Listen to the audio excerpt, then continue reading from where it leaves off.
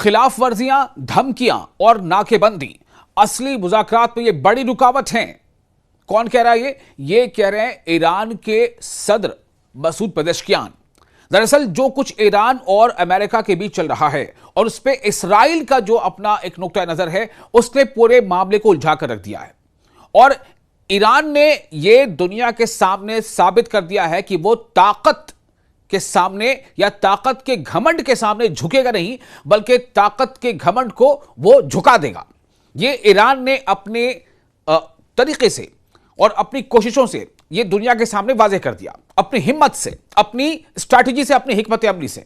इस्लामी जमहूरिया Iran हमेशा बातचीत और मुआहदे के लिए तैयार रहा है, लेकिन अमेरिका की बार बार वादा खिलाफी, बहरी नाकाबंदी और फौजी धमकियां सच्चे मुज़ाकरात में बड़ी रुकावट हैं। सदर मसूद पेजेश्कियान ने यह एक बार फिर बड़े आबोताब से कहा है। आप देख रहे हैं न्यूज़ 18 के सोशल मीडिया प्लेटफॉर्म, मैं हूं विशाल।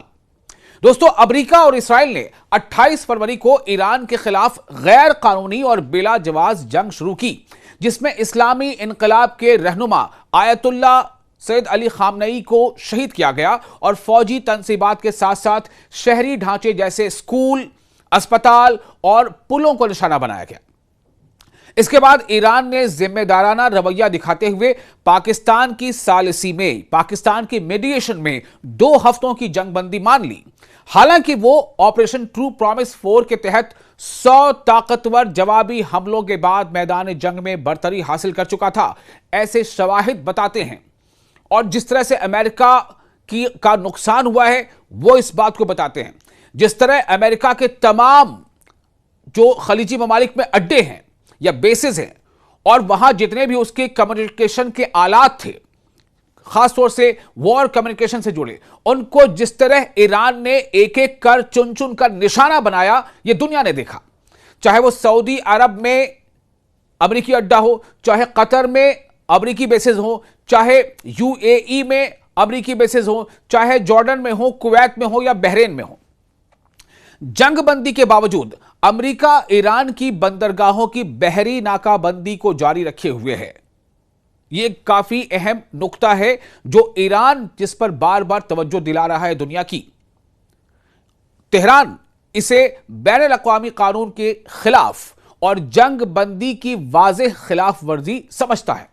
यानी ईरान का कहना है कि यह जो अमेरिका ने ये जो हरबा इख्तियार किया है, ये बैनुल अक़वामी यानी इंटरनेशनल लॉ के खिलाफ है और इसे ईरान सीज फायर का वायोलेशन समझता है।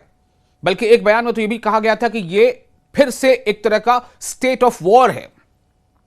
अमेरिका ने मजीद फौजी कार्रवाई की धमकी भी दी है, जबकि उसके हुकाम सिफारतकारी के बारे में मुतज़ाद बयान दे रहे हैं।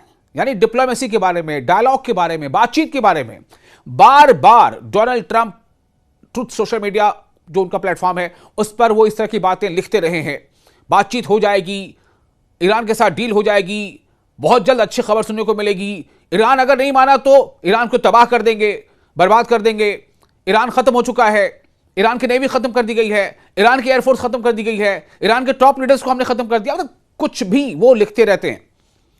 लेकिन सवाल यहां पर यह है, ईरान का यह कहना है कि आप बार बार दो तरफा या दोहरा रवैया अख्तियार कर रहे हैं।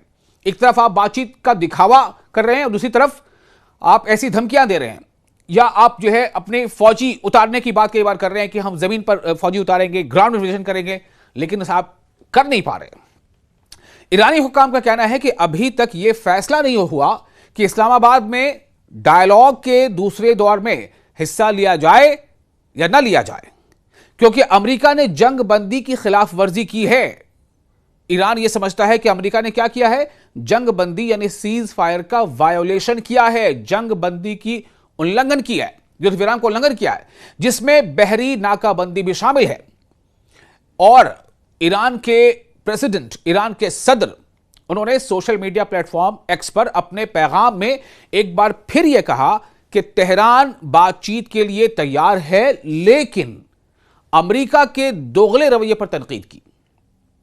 उन्होंने लिखा कि इस्लामी जमहूरिया ईरान ने हमेशा बातचीत और मुआहदे का खैर मकदम किया है और अब भी करता है, लेकिन वादा खिलाफी, नाकाबंदी और धमकियां सच्चे मुज़ाकरात में सबसे बड़ी रुकावट हैं।